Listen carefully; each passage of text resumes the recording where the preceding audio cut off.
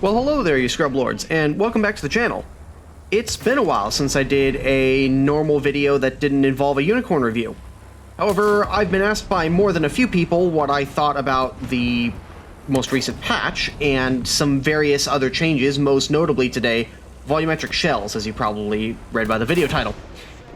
So, let's get right into it, because there's a lot to talk about here. Alright, if you guys aren't aware already, G.SKILL introduced a pretty serious change that was suggested several years ago, but is only now, in the last couple of weeks, with the most recent patch, Raining Fire, finally made its way into War Thunder, and that is Volumetric Shells. Now, if you don't know what that means, like say English isn't your first language, or you just don't know what that means at all, the introduction of Volumetric Shells means that the full shape and diameter of a projectile is modeled when it impacts an object or vehicle. If I'm firing a 152mm armor-piercing round at, say, a Tiger, the shell is not going to be physically capable of penetrating the turret ring of the Tiger because it simply cannot fit into that few millimeter wide gap between the turret and the hull. Another example of this is, say you have a high explosive anti-tank round that you fire. It is now possible for that heat round to hit a glancing blow where the edge of the projectile hits the target before the nose does, and thereby inducing a ricochet. Previously, all of that was handled by a pixel-wide point on the edge of the nose. If that pixel hit a spot where it was too difficult for the round to penetrate, the shell would either shatter or it would ricochet. Now, it's possible for even the edge of the shell to impact a target. So what does this all mean in practice? Well, what it means is that heavy tanks got a pretty substantial buff as a result of this patch.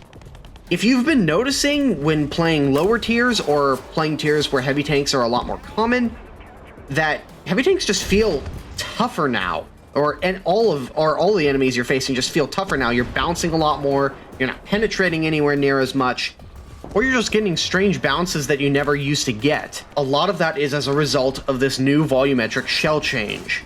So if you're a heavy tank player, this is a pretty fantastic change for you. Like, if you're somebody who just loves to roll in there and take hits, awesome.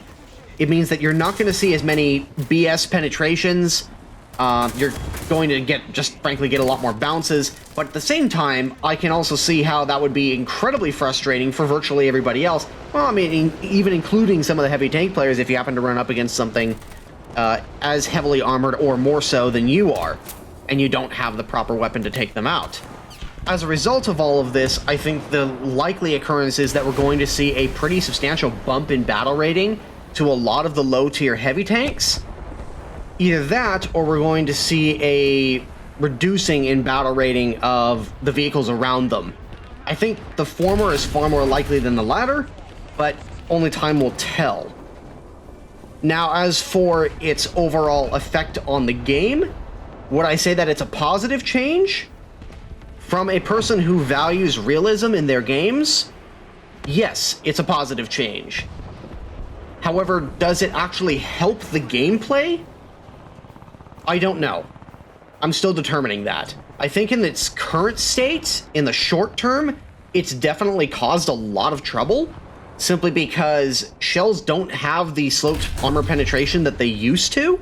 So a lot of these low tier heavy tanks that were already pretty tough got substantially tougher, because now you can't exploit, well, poor modeling of the vehicles or designs of the vehicles that weren't ever going to be realistically exploited. So by adding this into the game, G.SKILL has removed a lot of the vulnerabilities of a lot of these really quite tough vehicles. Now, for vehicles that didn't have much armor to begin with, it doesn't affect them anywhere near as much, obviously. However, it still creates cases where armor overlap is suddenly way more effective than it should be. A good example of this is the way that shells now interact with the tracks of vehicles. They've always been really weird whenever it comes to impacting tracks, and tracks in general in War Thunder have always been way more effective than they should be. But it's gotten worse here. I've noticed that if I'm shooting at the side of something, like a KV, and I hit anywhere near the tracks, the shell just either tends to be completely absorbed by the tracks, or it loses all of its momentum passing through the edge of the track and then failing to penetrate the side armor. Now, is that the sign that this is a terrible game mechanic and they never should have introduced it? Not necessarily. I do think that in terms of what War Thunder is trying to do with modeling its vehicles, having shells that are pixel wide kind of defeats the purpose of that. So if you're one of those people who values gameplay above everything else, in the short term, this is a terrible change. If you're on the more realistic side, like I think I am, I would like to see this mechanic developed further and made a little bit more comfortable to use, because right now, I feel like I'm kind of just slinging shells in the general direction of the enemy and hoping something happens. And I get the feeling that a lot of other people feel that way too. So, that's my thoughts on volumetric shells. If you guys have anything further to add, please leave it down in the comment section below. And if you enjoyed this video, please leave a like and subscribe, and hit the notification bell so that way you don't miss any further upcoming videos. This has been Many Miles Away. Keep your tracks checked, keep your binders in place, keep your mind on the tube, and I will see you all in the next video.